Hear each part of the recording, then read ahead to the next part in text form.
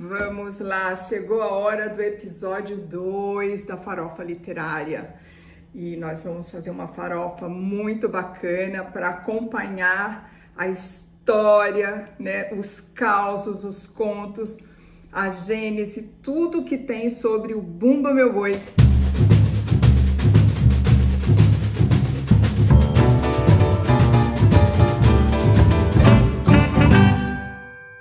Bumba Meu Boi é algo que acontece lá na região norte do nosso país, especificamente no Maranhão.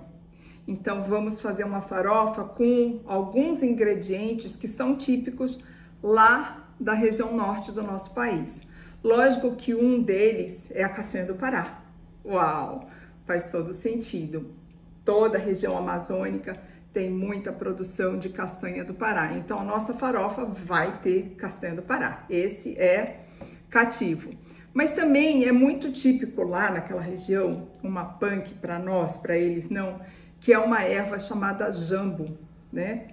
E é como se fosse uma camomila grande, mas que quando você mastiga ela, dá um amortecimento na língua. Logicamente eu não tenho jambo, eu poderia até comprar ele seco, mas não faz sentido. Então, no rodapé do nosso episódio 2, estão as receitas e tá a opção do jambo para quem tiver essa possibilidade, esse plantio, essa facilidade. Mas eu vou dar aqui hoje opções que não substituem, né, exatamente pela dormência na língua, mas dão uma picância, dão aí um verde na nossa farofa. Então, olha só, o Bumba Meu Boi é uma história muito linda, porque conta que a Catirina, uma negra, uma escrava casada, estava grávida e teve desejos, sabe, de comer uma parte do boi. Eu não vou contar a história toda, senão é um spoiler, né?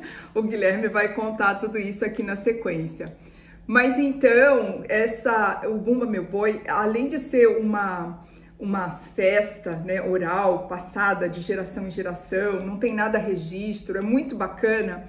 Ela fala de encantaria, ou seja, por algum motivo que o Guilherme vai contar, eles ressuscitam o boi. E o boi revive, e aí aquela festa acompanhando o boi, dançando, né, vivo e tal.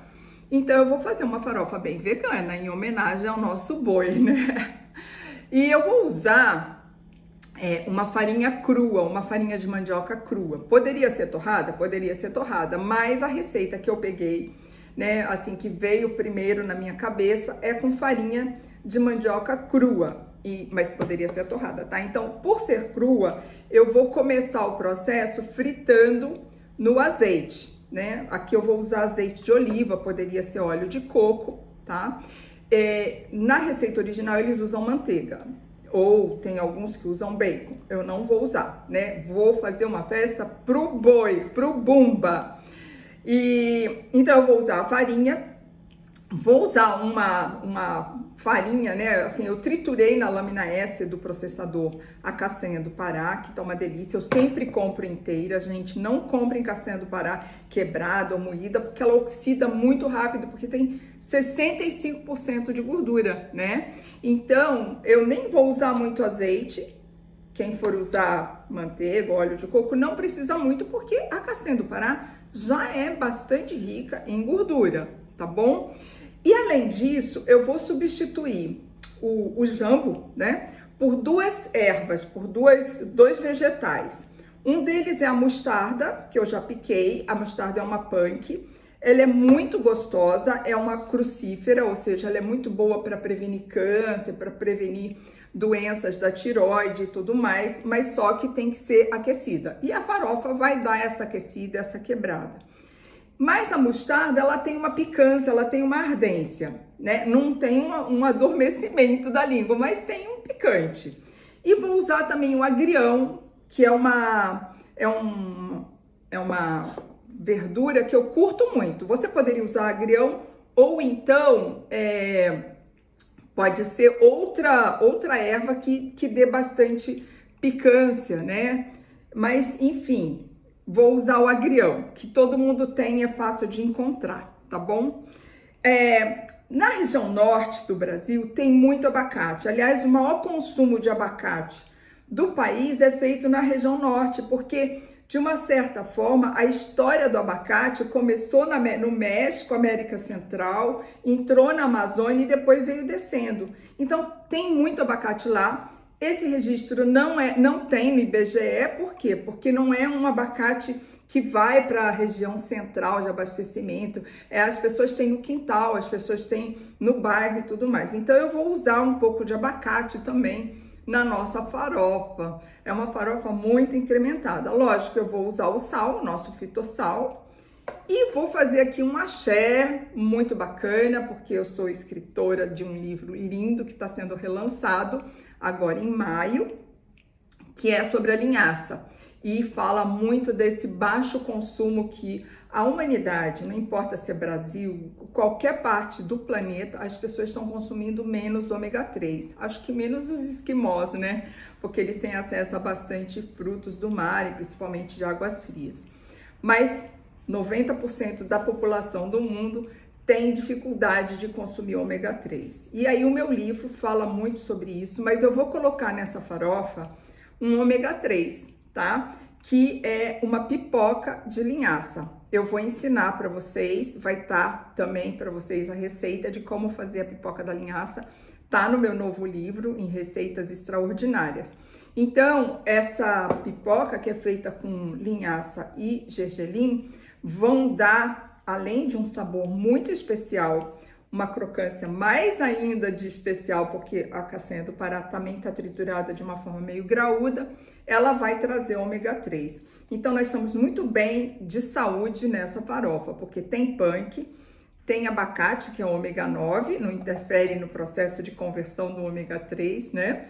E castanha do Pará, que é rica em selênio, né? Então, vamos lá. Eu vou fazer a farofa começando por fritar a farinha de mandioca no azeite, depois eu vou acrescentar, aí já meio que com fogo no mínimo, eu vou então colocar a farinha a castanha do Pará triturada, as folhas e por último o abacate, tá bom? Então eu vou fazer e no final da contação do Bumba Meu Boi, feita pelo Guilherme, vocês vão ver a farofa pronta.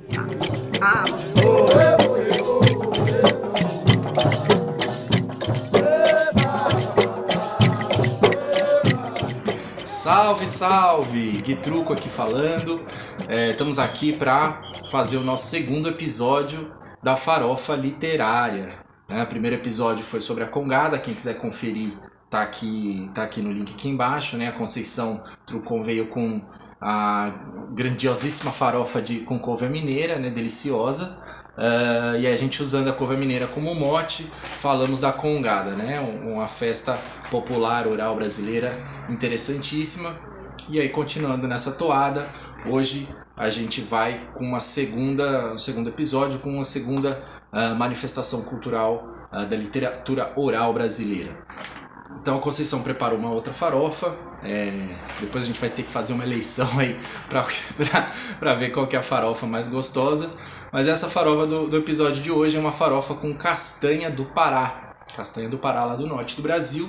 E aí, pegando esse ensejo, eu resolvi falar do Bumba Meu Boi, que é uma outra festa popular com uma cultura oral fortíssima brasileira, lindíssima. Segundo o Câmara Cascudo, inclusive, ele considerava a festa mais culturalmente mais rica, mais linda, mais popular, assim, com mais significado para ele, né?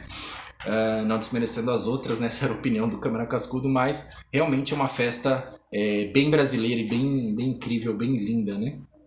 E a gente já lançou aí, na última live, lançamos com a Conceição, depois que acabar a pandemia, que a gente vai passar em todos os episódios, né, que a gente fizer aí durante o ano, a gente depois vai passar em todas as festas, né? Então, temos que, a primeira a gente vai para Minas, depois a gente vai para o Pará, na verdade, para o Maranhão, porque assim, o Bumba Meu Boi, ele tem no norte, né, principalmente, mas ele tem nas diversas regiões do norte, ele tem diversos bumbas meu bois diferentes, assim como a congada, né, ela se espalha pela região do Brasil, e em cada lugar vai adquirindo a sua tradição, né, o seu enredo, a sua poética. Então existem muitos bumba meus bois pelo Brasil, mas hoje a gente vai falar do Bumba Meu Boi do Maranhão, que tem ali as suas características, que é muito tradicional, que é muito interessante, né? Depois quem quiser pesquisar os outros também tem Bumbas Meu Bois muito famosos também, muito interessantes, mas hoje a gente vai falar especificamente do Bumba Meu Boi do Maranhão. É um nego Ernesto, tem a tama na fogueira. É um nego Ernesto, tem a tama na fogueira. E boi de São João. Alô!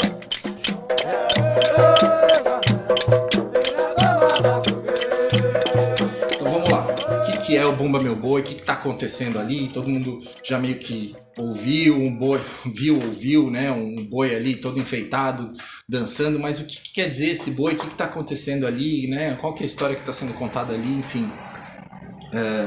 Vamos conversar um pouquinho sobre o que está acontecendo em termos de dramaticidade ali, em termos de história, em termos de cultura popular.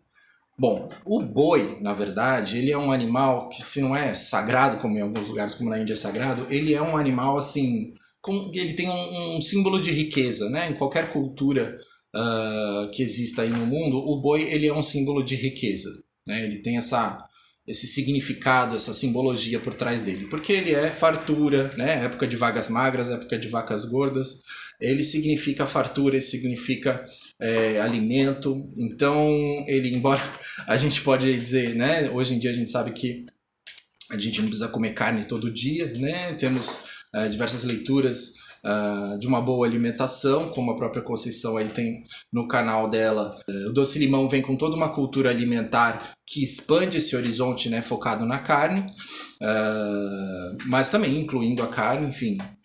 Mas ancestralmente, desde sempre, o boi ele é considerado um símbolo de riqueza pela alimentação intrínseca a ele. Então, o Bumba Meu Boi ele não foge a isso, né? O boi ele é uma festa centrada ali no boi como símbolo de riqueza. Vamos lá. O Bumba Meu Boi no Maranhão ele acontece mais ou menos ali nos meses de junho e de julho, tá? Então, junto com os arraiás, né, que acontecem aí de São João, né, as festas juninas. Então, tem ali também a coisa do São João, né, do São Pedro, enfim, os santos que acontecem aí nesses arraiás de junho e de julho. Aliás, a fogueira, né, a própria fogueira do São João, ela tem um símbolo muito interessante. Antigamente, né, na Europa, da onde veio essa tradição, a comunicação era muito difícil, né? Obviamente não tinha telefone, não tinha, enfim, todos os meios, né? Celular, internet, todos os meios de comunicação que a gente usa hoje em dia. Então a fogueira era uma forma de você acender a fogueira ali no seu vilarejo, na sua região, e você passar uma mensagem. Então muitas vezes uma fogueira era acesa para dizer que nasceu uma criança, ou nos meses de junho e julho, que era a época das colheitas, você acendia uma fogueira para você agradecer e comunicar que tinha sido uma colheita farta, aí de novo, né, ligado com a alimentação, agradecer que você tinha tido um bom ano de colheitas, tinha tido muita riqueza. Então a fogueira do São João, ela tá ligada a esse simbolismo também. Então o Bumba Meu Boi no Maranhão e o Bumba Meu Boi no Norte em geral, ele acontece aí nos meses de junho e de julho, então ele está intrinsecamente ligado aos arraiás, às festividades de São João. No Maranhão, existem mais de 100 sotaques de Bumba Meu Boi. O que é um sotaque? Sotaques são conjuntos, né, que se unem para fazer um enredo ali, uma cantoria de um Bumba Meu Boi específico, né? Como se fossem as escolas de samba do Rio de Janeiro, mais ou menos assim. Ou não só do Rio, né? De qualquer lugar hoje em dia. Mas os sotaques são escolas de Bumba Meu Boi, né? Se a gente puder colocar dessa forma. Então, mas o tipo de sotaque, ele vai variar qual que é o tipo de roupa que você usa, de indumentária, qual o tipo de boi que você tem, qual até os instrumentos que você usa ali na hora de ter a cerimônia do Bumba Meu Boi. Então, existem sotaques de matraca, sotaques de zabumba, sotaques de orquestra. Então, existem mais de 100 sotaques hoje em dia no Maranhão, cada um com a sua característica, com a sua coreografia, com a sua instrumentalização. Também não vou ficar falando de cada um aqui, né? Mais ou menos esses são os principais tipos, mas é um universo extremamente rico. Mas enfim, o que é o Bumba Meu Boi? O que está sendo representado ali?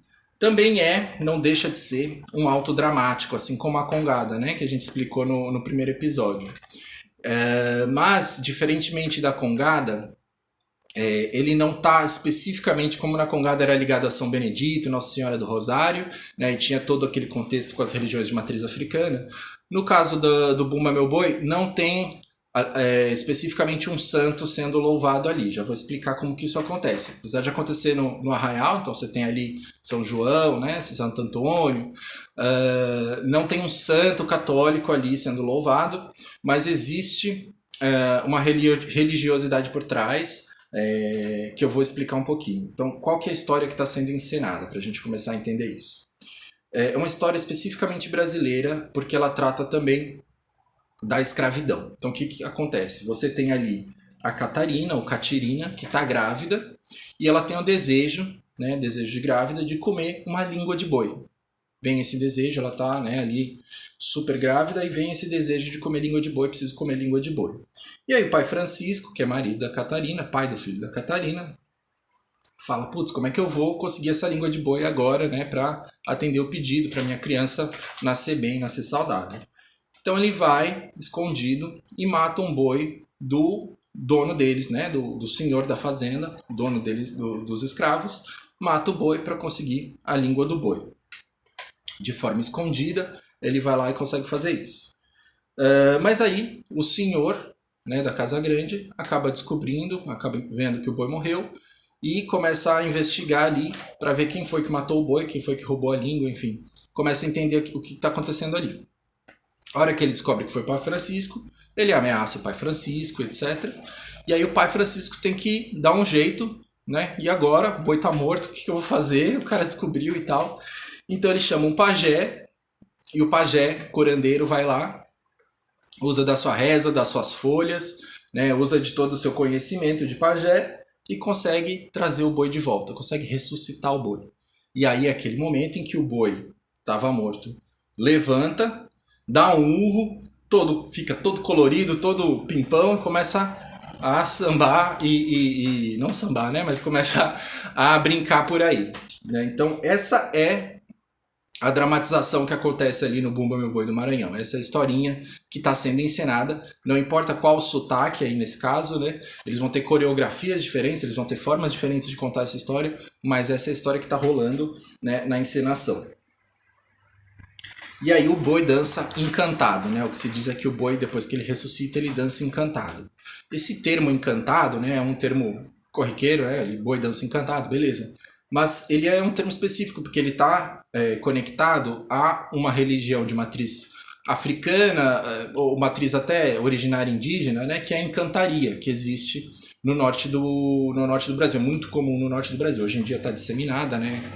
As coisas se comunicam, você tem, né, uma religião que é praticada em muitos lugares, mas ela é muito voltada ali, muito recorrente no norte do Brasil. Não vou ficar discorrendo aqui muito sobre a religião, mas para quem é da encantaria, a pessoa quando morre, ela não morre, né? Ela se encanta, que é uma coisa muito bonita, né? Ela acaba se encantando. E existe uma lenda, né, ou uma crença sobre o Dom Sebastião de Portugal. Quem quiser pesquisar a história, né, existiu o movimento do sebastianismo, né, que era Dom Sebastião era um rei de Portugal, e aí ele era um rei muito bom, muito querido pelos portugueses, e aí no meio das cruzadas em Portugal, ele vai para uma batalha no deserto de Alcácer Quibir e desaparece, né? O corpo dele nunca é encontrado. Então, teoricamente ele morreu na batalha de Alcácer Quibir, mas como não encontraram o corpo dele, ele desaparece. A partir de então surgiu o movimento do sebastianismo, que as pessoas acreditavam ou queriam muito, rezavam para o Dom Sebastião voltar, porque como ele nunca morreu, nunca encontraram o corpo dele, né, existia esse movimento sebastianismo. Dom Sebastião vai voltar, Dom Sebastião vai voltar, e ele era um rei incrível, ele vai resolver tudo, né? Então existia esse movimento do sebastianismo. E para a encantaria aqui no Brasil, Dom Sebastião se encantou quando ele desapareceu na batalha de Alcácer Quibir e se encantou no boi. Então, quando o boi ressuscita, quando o boi vem ali, né, e se encanta com o pajé, ele vem com Dom Sebastião, né? E aí você tem um movimento ali do sebastianismo, você tem na Guerra de Canudos, você tem o Antônio Conselheiro, ele bebia um pouco também desse sebastianismo, desse messianismo e tal, né? Ele foi considerado ali como um movimento monarquista na época, né? Porque era o começo da República ali no Brasil, e ele falava muito sobre a monarquia, sobre Dom Sebastião, sobre esse sebastianismo, sobre a volta da monarquia para resolver os graves problemas que estavam acontecendo ali na época. Mas enfim, são características da cultura brasileira ali que permeiam o Bumba Meu Boi de certa forma, né? Então, mas o enredo é esse, a Catirina, que tinha o desejo de grávida ali de comer a língua do boi, o boi morre, pai Francisco mata o boi, o senhor dos escravos descobre, e aí para dar um jeito na situação, o pajé vai lá, encanta o boi, e o boi sai todo lindo, todo colorido, dançando por aí. Então essa é a história que está sendo encenada ali no Bumba Meu Boi do Maranhão.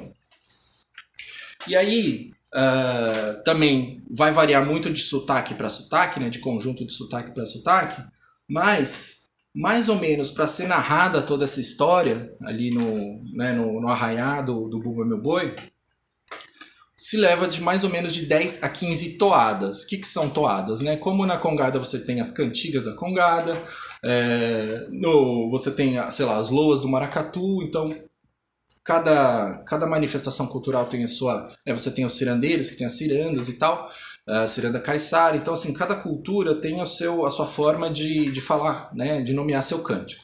Então no caso do Bumba Meu Boi são toadas.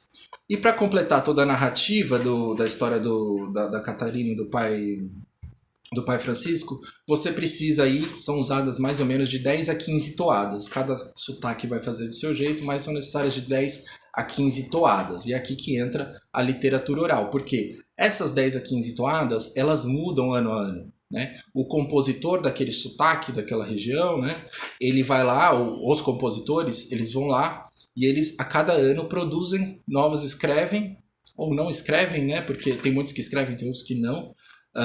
Produzem as novas toadas, e aí, mais ou menos como acontece com as escolas de samba, antes dos arraiás, acontecem os ensaios, né, dos sotaques, e é nesses ensaios que as pessoas que frequentam aquele sotaque vão escutando as toadas daquele ano, vão aprendendo para cantar. Então, e muitas vezes não é nem distribuído um papel com a toada escrita, com as toadas escritas. As pessoas vão nos ensaios, elas escutam e elas oralmente reproduzem aquilo para quando chegar o dia do desfile do Bumba Meu Boi, tá todo mundo sabendo todos os sotaques. Mas são mais ou menos de 10 a 15 sotaques. E eles têm ali uma ordem, uma sequência, né?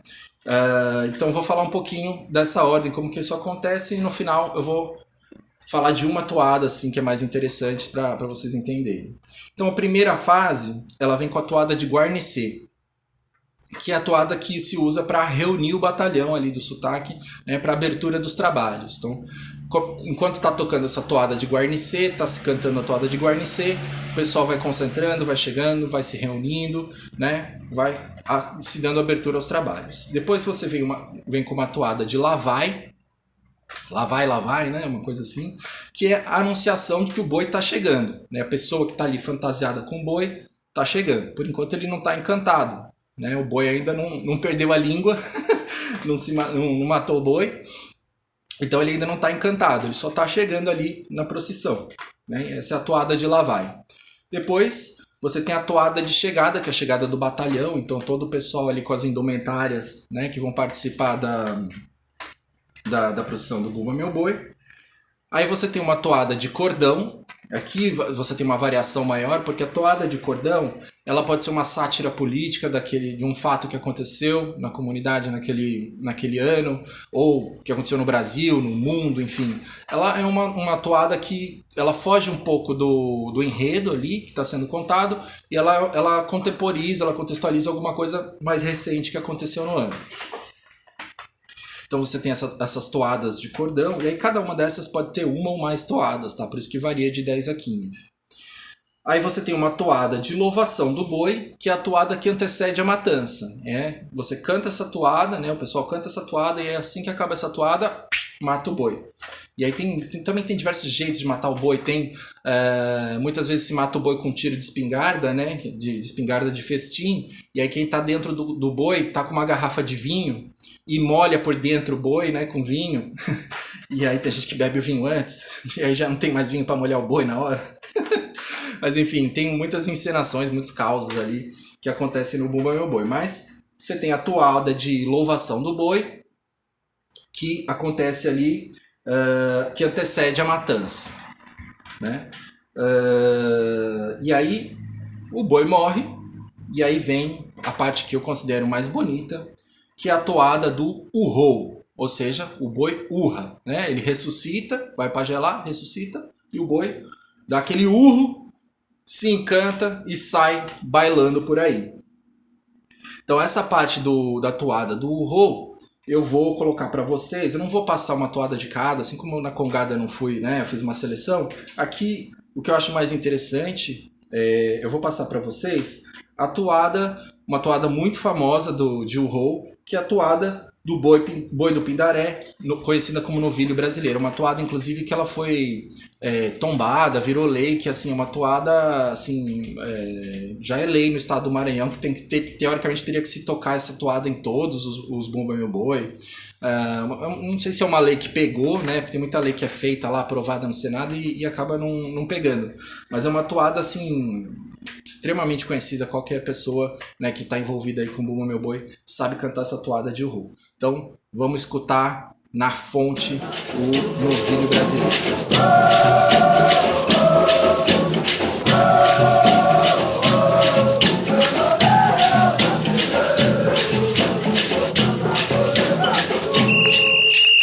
Boa noite, meu povo, que vieram aqui me ver, com esta brincadeira, trazendo grande prazer.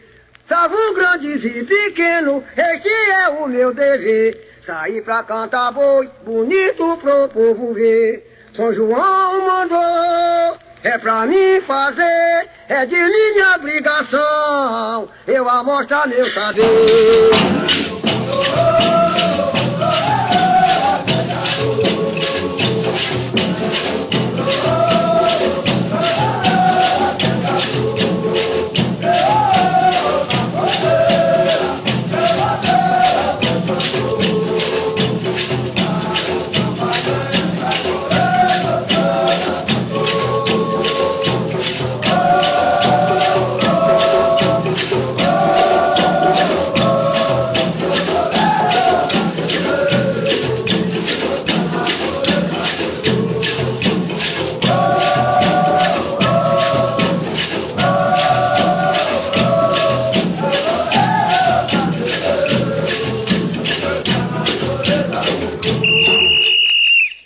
Jesus de Nazaré e a Virgem da Conceição.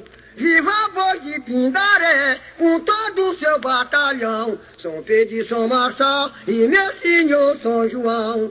Viva as armadas de guerra, viva o chefe da nação. Viva a estrela do dia, São Cosme e São Damião.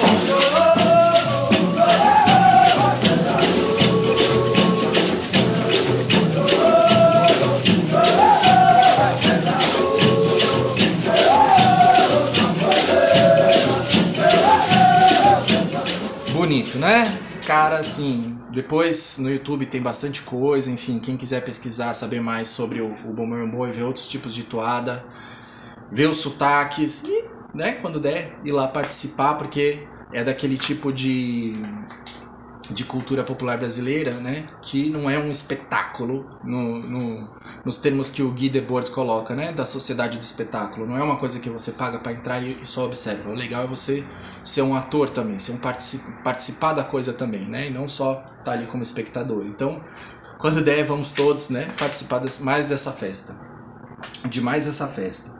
Bom, enfim, depois da toada do urrou, aí começam as toadas de despedida, que aí já se concretizou o alto dramático e começa-se aí os trabalhos de despedida, que o pessoal vai terminando a festa, terminando a encenação e a coisa começa toda a ir pro final. Então, basicamente, isso é o que está acontecendo, isso é o que está rolando ali de encenação e essa é a literatura oral do Bumba Meu Boi. E aí ela toda se comunica com a farofa de castanha do Pará. E aí a gente tem hoje uma ilustração da castanha do Pará, feita aqui exclusivamente. Vamos ver. Aqui Essa é uma castanha do Pará. Chega mais perto aqui da câmera. Aqui. Aí, essa é a castanha do Pará feita pela Conceição Trucon. E temos também uma ilustração do Bumba Meu Boi. Que esse Bumba Meu Boi se encantou depois de comer castanha do Pará. É isso aí, gente. Obrigado por assistir o capítulo até o final, quem assistiu. Assistam da Congada quem não viu. E fiquem aí espertos para o próximo episódio, que ainda não está definido qual vai ser o tema, nem a farofa. Vamos ver aí nesse bate-bola o que vem por aí. Beleza? Aproveitem aí o final da receita. E é isso aí. Um abraço. Tchau, tchau.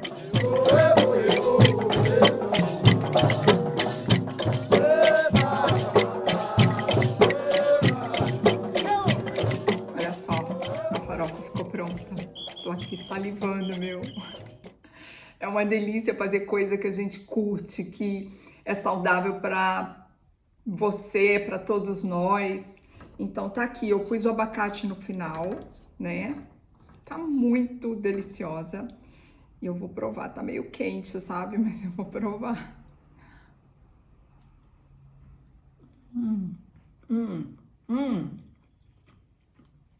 Gente, meu Deus, um delírio.